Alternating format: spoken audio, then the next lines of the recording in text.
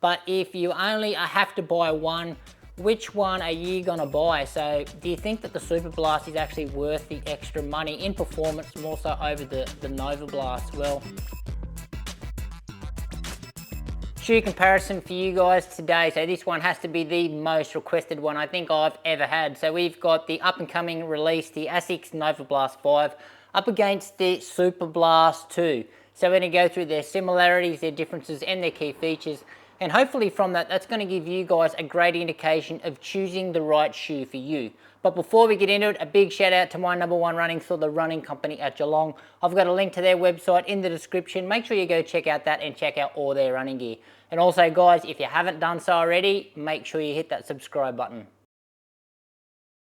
Now checking out our quick specs here, now what really jumps out there is the massive price difference between these two shoes. So in Australia, you're paying over $300 for the Superblast, and the Novablast comes in at a pretty good price point. So hopefully after this review, you guys will be able to work out if the Superblast is actually worth that much more money.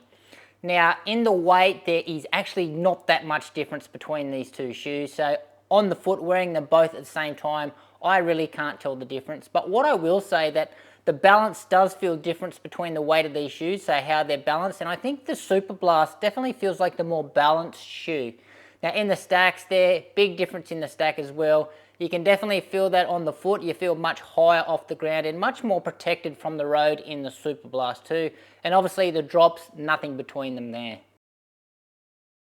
And in the upper, so two different designs going on here. Materials that they use in each shoe is quite different. So engineered mesh is what you're going to get in the Nova 5. Really light, really breathable, really thin. So a marked improvement from the previous version.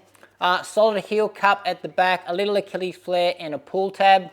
Now we've got a plush amount of padding on the Nova 5, so more padding than the previous version. And the tongue is really cool here. So it's very similar, or if not almost identical to what you're going to find in the Superblast 2. So it's got that wing fit, a couple of pads on top of the tongue as well. Lacing system with our Nova. So they've upgraded well, I don't know if it's upgraded, but they've changed the lacing system. So they've got these little cables down towards the bottom of the shoe, or down towards the front of the shoe, I should say, that help cinch up that front part of the shoe, and then it turns quite traditional as you go up. Haven't had any issues with the lacing system. It probably pulls a little bit thin down the bottom, and it's probably that's just a looks thing. But lockdown, excellent in the Nova 5, no issue. In the fit, I'm going to say true to size in the length. I'm going to say it's pretty roomy in the toe box as well. I'm not sure if it is wider than the previous version or if it is wider in the Superblast, because you can hold them up, they actually look quite similar. But I think it feels roomier, it feels like it's got more volume. I think it's maybe just because of the material that they use. It's just so light and airy, and I think it just makes you feel like you've got a lot more room in there. So I'm not actually sure of the exact volume measurements or whatever, but it's the toe box in the Nova 5 certainly feels more spacious than the 4, and also in the Superblast as well. Now Superblast 2, so much thicker material in the upper. It looks quite hot. It's certainly more of a robust material, this engineered woven, but breathability is still excellent. The breathability isn't quite as good as in the Nova 5, but I've still got no issues with it. We've got the exact same heel cap at the back. We've got a little pull tab here, but you'll notice in the Superblast it doesn't have that little Achilles flare. We've got a little less amount of padding around the heel collar here, but the tongue, as I said, it's almost identical as what you're going to get in the Nova 5. So there's nothing between them. They're both gusseted. Both made out of the same materials. So yeah, really like it. Very standard lacing system here in the Superblast, so it doesn't have those little cables like they do in the Nova 5, but I've still had no issues in the Superblast in the lacing system, nor in the lockdown as well. It is absolutely excellent. The fit, for me, Superblast, it's true to size, and the toe box width is fine, it's normal for me, but as I mentioned before, I think there is, well, it feels like there is a little more room in the Nova 5, more so the Superblast, but I said it could just be the materials that they're using. Both stepping comfort in both shoes is pretty good, but you're going to get a softer sort of first field experience in the Nova 5, and they're both ASICS shoes, so build quality is always excellent. And in our outsoles, as you can see, two pretty similar designs, or very similar designs. So where they place the rubber is quite similar, but with some subtle differences. But also where the cavities of how they've carved out the bottom of that exposed midsole foam is very, very similar. So you'll see they've got the same channels that sort of roll through the middle of the shoe and up towards the forefoot. So that's evident in both shoes.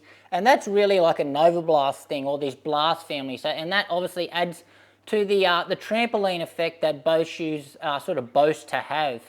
Now the rubber compound in both shoes, so this is where I don't know actually what's going on with ASICS at the moment. So I've checked the website, and so I've done a little bit more research from when these first dropped to what's actually going on in the rubber in both shoes, because I'm sure when the Superblast first came out, they did say that the outsole compound was ASICS grip, and now once I just confirmed on the website, they don't actually say that the Superblast anymore contains ASICS grip. They say that it's got an AHA heel plug, which I believe would be down here somewhere, but no mention of ASICS grip. And then I thought I was going a bit crazy. I was like, where? I'm sure I've read ASICS grip, because my earlier reviews I said this shoe's got ASICS grip on the bottom, and the grip is certainly a marked improvement from the previous version.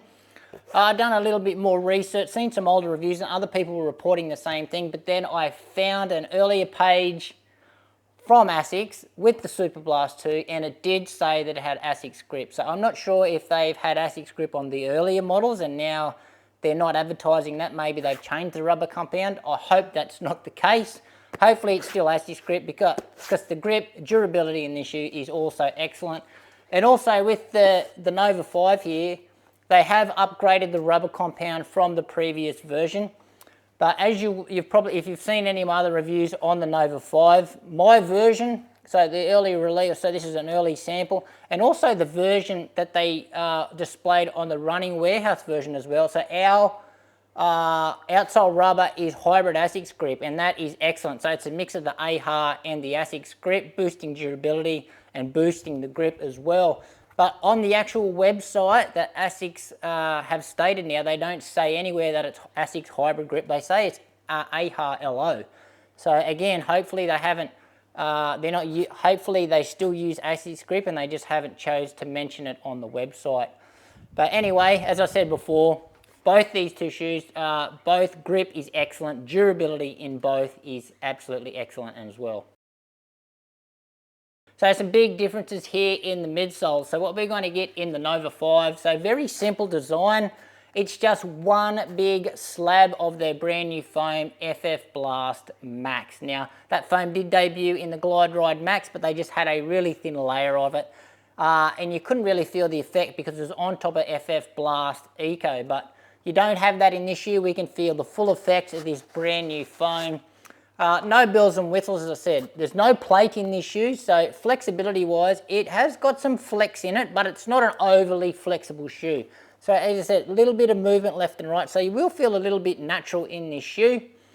Geometry-wise, there is a little bit of forefoot rocker here, but if you're familiar with Novablast, the Novablast geometry, it hasn't really changed too much. Now, moving on to the Superblast, so different design going on here. So what we got here, we've got dual density, so two types of foam. But the main foam that they are using in this shoe is their super foam. So the foam they use in their race day shoes, FF Turbo Plus. So that is the top layer, and it's the majority of the foam in the shoe, which is great to see. And that probably justifies why this shoe is just so much more expensive. And under that, they've got a really thin layer of FF Blast Plus Eco. So not too much of it to take too much away from that super foam, just a really thin layer there.